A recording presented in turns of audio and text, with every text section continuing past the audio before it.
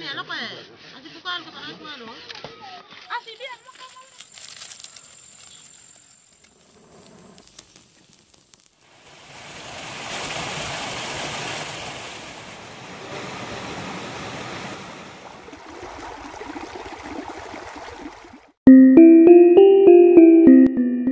Assalamualaikum warahmatullahi wabarakatuh. Salam budaya rahayu bagi kita semua saudara senusantara. Blusukan kali ini kita berada di kawasan gunung berapi, yang mana kami mendapatkan informasi tentang adanya manusia berekor. Menurut informasi yang kami dapat, manusia berekor ini sudah puluhan tahun tinggal di dalam hutan. Bahkan hanya tersisa satu pasang saja yang ada di daerah seputaran gunung berapi. Manusia berekor ini biasanya hidup nomaden alias berpindah-pindah tempat. Namun kali ini yang kami datangi ini tinggal dan hidup terus di kawasan seputaran gunung berapi. Jadi kita penasaran, mungkin penonton juga penasaran tentang adanya manusia berekor ini. Dahulu sempat viral tentang adanya manusia berekor ini. Ada yang mengaitkan dengan orang Bunian ataupun suku Galang. Namun yang jelas bikin kita bertanda tanya besar di kepala. Nanti kita akan buktikan sama-sama.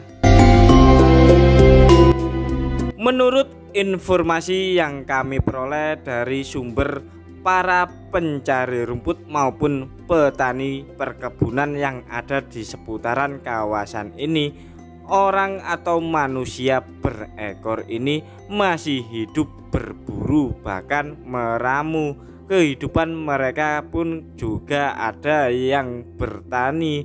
Hasil pertaniannya mereka biasanya ditukar sama masyarakat yang lokasinya cukup jauh ya, maksudnya dari pemukiman manusia berekor. Namun kadangkala hasil pertanian manusia berekor ini serta hasil perburuan mereka ini ditukar sama petani perkebunan ini dengan bibit-bibit pertanian. Jadi mereka juga bisa bercocok tanam di sekitaran lereng gunung berapi. Mereka juga menanam sayur-sayuran serta buah-buahan. Dan untuk sumber protein setiap hari, manusia berekor ini juga memelihara ikan lele yang ada di sekitaran rumah kediamannya. Manusia berekor ini juga tak mengenal dengan teknologi listrik, sehingga rumahnya juga tak ada penerangan saat malam hari menggunakan lampu listrik. Jadi penerangan yang mereka gunakan ialah obor ataupun oblik, dan oblik itu pun minyaknya diambil dari getah-getah kelapa atau tanaman-tanaman yang ada di sekitaran hutan. Untuk bisa mencapai di rumah orang atau manusia berekor ini cukuplah jauh, berjarak kurang lebih 20 km dari kampung-kampung yang dihuni manusia pada umumnya, dan jalannya pun medannya sangatlah berat.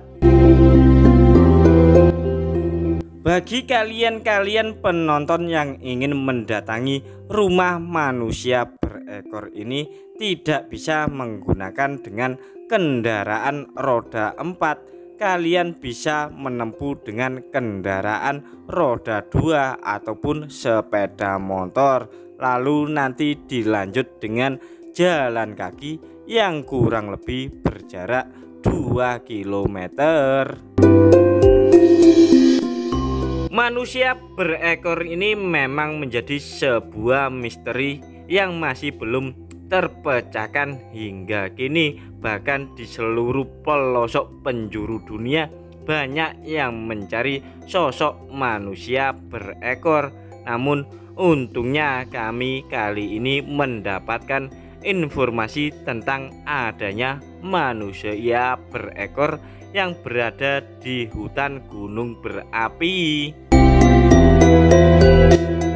Setelah kita melewati hutan perkebunan karet, akhirnya kita sudah menuju bagian lereng gunung berapi dengan vegetasi alam berupa rerumputan serta pohon-pohon yang belum kami kenal namanya. Lokasi manusia berekor ini juga tak tertulis di dalam peta maupun di dalam Google Map. Jadi kalau kalian mencari dan ingin bertemu dengan manusia berekor, tetap ikuti perjalanan kami agar kalian tidak kesasar karena jalan di daerah sini penuh percabangan. Belum lagi di seputaran kawasan ini banyak sekali jurang-jurang yang tak terlihat karena tertutup oleh rimbunan rerumputan atau ilalang-ilalang yang panjang, sehingga cukup membahayakan nyawa kalian. Dan kami mohon kalian kalau datang ke kawasan ini ajaklah teman atau beberapa orang, karena kalau tak tahu medannya ini sangatlah berbahaya. Apalagi di daerah sini hewan-hewan liar masih ada. Bawalah peralatan-peralatan perlengkapan untuk keamanan kalian demi menjaga situasi dan kondisi yang tak terduga-duga di seputaran hutan ini, karena hutan ini masih terlihat belum banyak dijamah orang. Bagi kalian penonton yang masih bingung tentang arah perjalanan kami, silakan kalian boleh ajak warga lokal yang tahu betul lokasi atau rumah dari manusia berekor ini yang ada di tengah hutan di lereng gunung berapi. Mengenai ekor yang ada di manusia berekor ini, panjangnya kurang lebih 4 hingga 7 cm. Terkadang bisa panjang, terkadang pula bisa pendek, dan letaknya bukan di belakang ya. Jadi letak ekornya ini berada di depan. Beberapa ratus meter lagi kita sudah di penghujung jalan, yang mana kita akan melanjutkan dengan berjalan kaki melewati lembah serta sungai untuk bisa mencapai di rumah manusia berekor yang ada di gunung berapi ini. Nah, kali ini kita sudah berada hampir di puncak gunung ya, yang mana ada orang yang tinggal sepasang di tengah hutan. Nah, ini tepat di bawah ini adalah sebuah jurang ya. Nah, cukup dalam, ini mungkin ketinggiannya kurang lebih sekitar 500 meter ya dari sini. Ini sudah jurang, ini aliran lahar gunung berapi. Jadi banyak sekali hewan-hewan liar di area sini. Kijang, harimau, ular itu banyak. Bahkan kadang berkamuflase di pepohonan seperti tampak di sini itu. Jadi seolah-olah kayak batang kayu. Padahal saat disentuh ternyata ular. ular sejenis ular apa ya, sanca ataupun piton. Sanca ataupun piton. Jadi kalian kalau datang ke sini harap waspada. Dan di situ juga ada itu sarang lebah. Tapi masih kecil ya. Nah, tapi menakutkan di sini, benar-benar menakutkan, jauh dari perkampungan ataupun kita dari tadi nggak ketemu dengan orang yang berlalu lalang. Biasanya itu yang datang atau lewat sini itu orang mencari pakan rumput. Namun perjalanan kita tadi belum ketemu sama sekali. Nah, kita ini kiri kanan kita ini adalah jurang. Nah, untuk selanjutnya kita langsung aja menuju ke lokasinya, daripada nanti kita kehujanan yang mungkin bisa terjadi sesuatu hal yang tak diinginkan, maka kami langsung melanjutkan perjalanan saja. Oke.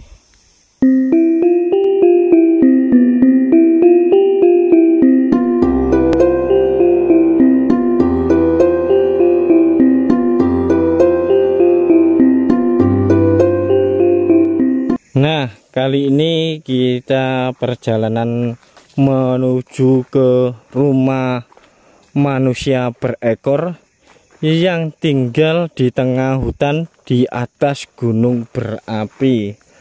Kita melewati ladang masyarakat, yaitu berupa pohon durian.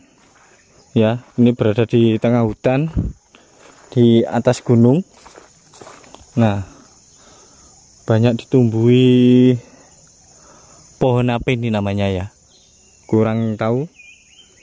Yang jelas ini lokasinya lereng gunung berapi sebelah barat ya, sebelah barat.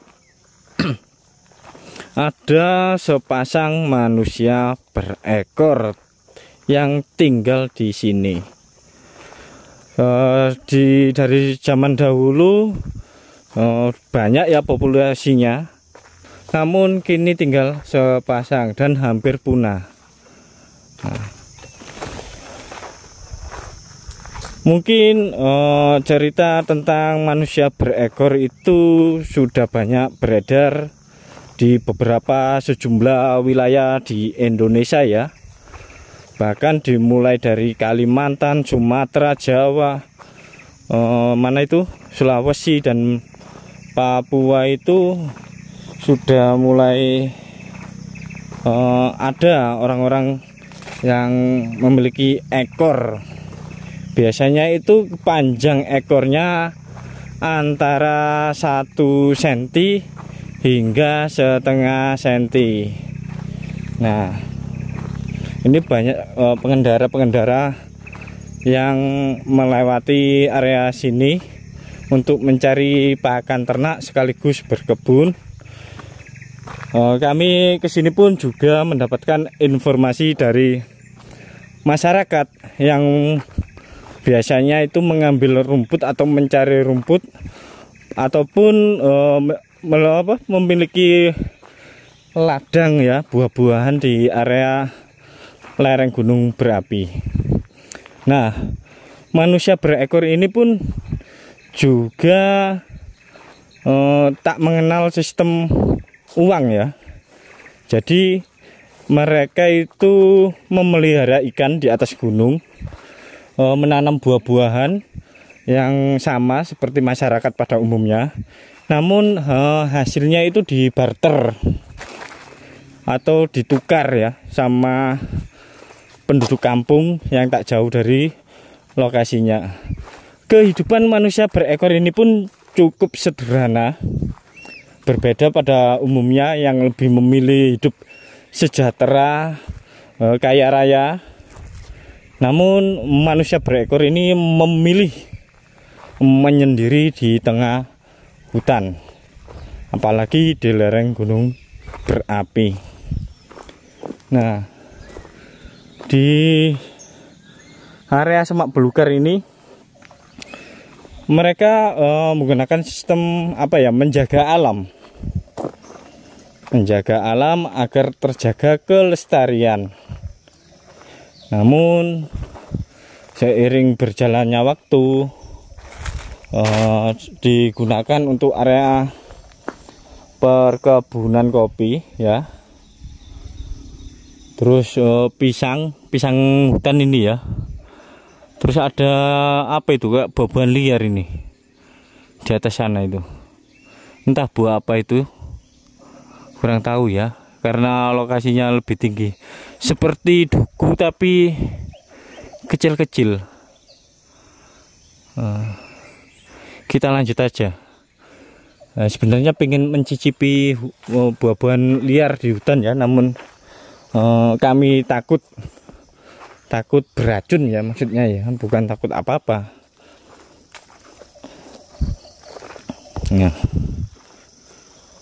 tak jauh dari sini ada pemukiman manusia berekor yang jaraknya kurang lebih sekitar 100 meter ya dari kita berdiri ini. Namun tadi kita sudah mendatangi kediaman dari manusia berekor. Namun sayangnya beliau keluar, mungkin sedang berburu babi hutan, rusa ataupun yang lainnya ya, untuk kebutuhan sehari-hari. Namun mereka juga tadi seperti yang kami katakan, bahwa mereka juga memelihara ikan di area rumahnya. Bahkan rumahnya pun sempat dapat bantuan, yaitu dengan bangun sebuah tembok ya. Karena beliau memang apa ya, ikut menjaga kelestarian alam yang ada di area gunung berapi ini. Nah, tampak tanah ini memang sedikit berpasir ya, karena erupsi gunung berapi ini juga memuntahkan pasir, kerikil-kerikil serta bebatuan. Ini kerikil-kerikil dari vulkanik ya. Dan lokasinya ini juga tak jauh dari puncak gunung berapi, yang kalau dilihat dari kompas itu sekitar 10 km dari sini. Maka tak heran tahun 2014 ya kalau nggak salah, saat erupsi gunung berapi, rumah manusia berekor ini tepat di hadapan kita ini itu hancur ya, terkena batuan-batuan vulkanik. Itu pun batuannya itu membara seperti arang gitu loh, panas sekali, sehingga menghancurkan, meluluhlantakkan, dan rumahnya menjadi rata dengan tanah. Namun karena ada bantuan beberapa tahun yang lalu, akhirnya dibangun. Sekaligus ada MCK. Nah, itu adalah MCK, juga bantuan dibangun. Untuk air, manusia berekor ini menggunakan sistem tada hujan. Apabila saat musim kemarau, mereka mencari sumber air itu berada di area bawah, yang mana di situ ada sebuah jurang. Nanti kita tunggu beliau karena sedang berburu ya. Kita coba lihat dulu MCK-nya yang ada di sini. Nah, ini banyak tandon-tandon air untuk mengisi kebutuhan air minum. Nah, MCK-nya ternyata dibantu seperti zaman modern ya. Nah, kalau dulu itu langsung digali di tanah, atau kalau di tempat kita itu sering disebut jumbleng. Nah, ini bantuan-bantuan jerigen untuk menambah air ya, ada hujan. Nah, kawasan hutan ini nanti kita tunggu. Nah, dan mereka menyalakan api menggunakan uli. Nah, ini ada juga yang secara manual di kayu yang digosok-gosok itu loh. Nah, kayu yang digosok-gosok sehingga menjadi percikan api terus dibakar. Nah, cuma ruangan ini kamarnya hanya sekitar 2 meter kali 2 meter persegi, dan juga pernah dikunjungi beberapa orang yang kesini, terutama ini ya, ada tulisan Laskar Peduli Sesama yang kemungkinan ini yang membangun rumah ini ya. Terus ada radio Jaya Ketuang sama radio Panjalu. Nah, ini mereka juga untuk memasak menggunakan kayu bakar.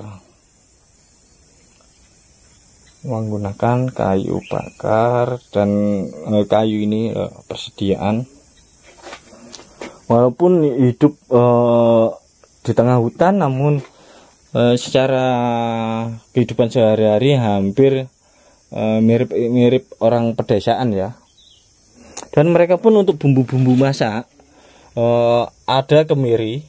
Ini pun diambil dari hutan sini ya.